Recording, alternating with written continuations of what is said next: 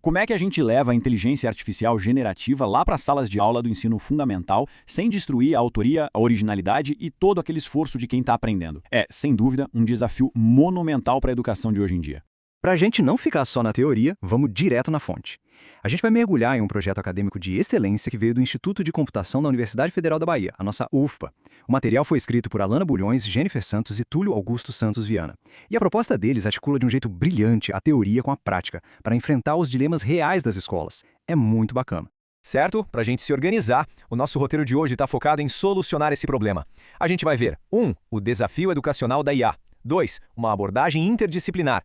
3. A intervenção formativa. 4. Critérios para o uso crítico. E, por fim, 5. Limites práticos e riscos. Vamos lá? Parte 1. O desafio educacional da IA. Hoje, a gente sabe que o ambiente escolar está lidando com uma entrada assim, quase agressiva de ferramentas digitais, né? E claro que isso gera um sentimento gigante de insegurança nos professores. O que nos leva direto ao problema central desse projeto. Como é que a gente apoia esses educadores no uso pedagógico da IA e, ao mesmo tempo, preserva o pensamento crítico dos estudantes? Porque o atrito está aí, é evidente. Sem um bom preparo, a tecnologia vira só uma máquina de entregar a lição de casa pronta, pulando toda aquela fase essencial da descoberta. E olha, existe um contraste muito claro de como a gente pode lidar com isso. De um lado, a gente tem o que eles chamam de uso instrumental. Funciona assim. Sem aquele letramento digital básico, o uso fica super mecanizado. Literalmente a máquina substituindo o cérebro humano.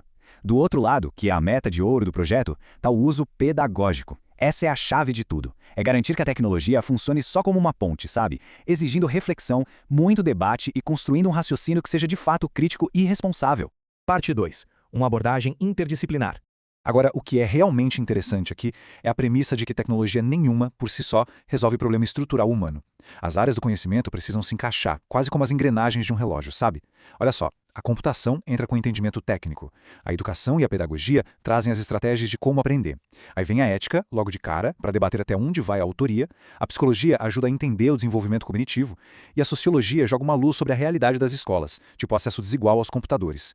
Juntando tudo isso, a gente desmonta aquela visão fria e puramente técnica sobre a IA. Parte 3. A intervenção formativa.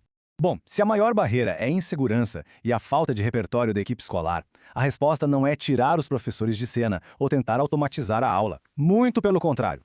A ideia é capacitar essa galera com coisas muito práticas. O passo 1 é uma oficina formativa usando o PBL, que é a aprendizagem baseada em projetos, para todo mundo botar a mão na massa.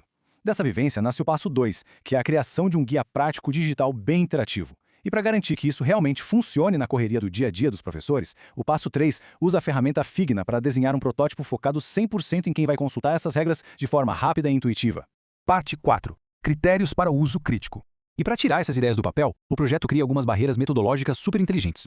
Uma delas é uma sacada que eu acho simplesmente genial, chamada análise reversa. Ela vira o jogo tradicional de cabeça para baixo. Ao invés de usar a IA para escrever o texto, o professor já entrega para o aluno um texto feito pela máquina.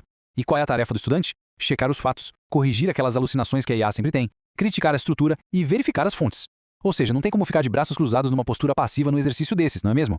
E a coisa não para na análise reversa. O guia tem outros critérios muito importantes. Um deles é a transparência. Totalmente alinhado com o que a Unesco pede, a ideia é que o uso da IA seja sempre declarado de forma aberta. Outro ponto é o fomento à autoria, que basicamente ensina a criar comandos bem mais complexos para evitar que a IA dê respostas rasas e fáceis. E claro, tudo isso amarrado com metodologias ativas e um design super intuitivo. Porque no fim das contas, a tecnologia está lá para facilitar a vida do professor e não para ser mais uma dor de cabeça. Parte 5. Limites práticos e riscos.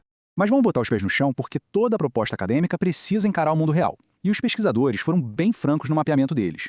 De um lado, a gente tem os limites do próprio modelo de pesquisa, como o fato de ser difícil testar um piloto num ambiente escolar com todas as barreiras burocráticas no tempo super apertado de um semestre, mas os grandes pontos de atenção estão mesmo nos riscos estruturais da nossa sociedade. A gente está falando da resistência de alguns professores, que têm aquele receio legítimo de perder o contato humano, somada com o abismo tecnológico que a gente já conhece, como falta de equipamento e internet super precária em boa parte das nossas escolas públicas. É um diagnóstico muito realista.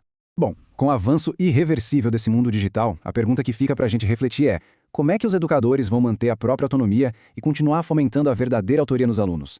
Esse projeto lá da Federal da Bahia mostra muito bem que a saída não é lutar contra a maré da tecnologia, e sim saber integrá-la com bases pedagógicas muito firmes. A ferramenta está aí, existe, mas a intenção de como usar ainda está totalmente nas nossas mãos. E aí, qual você acha que vai ser o próximo passo da educação de frente com máquinas que agora pensam?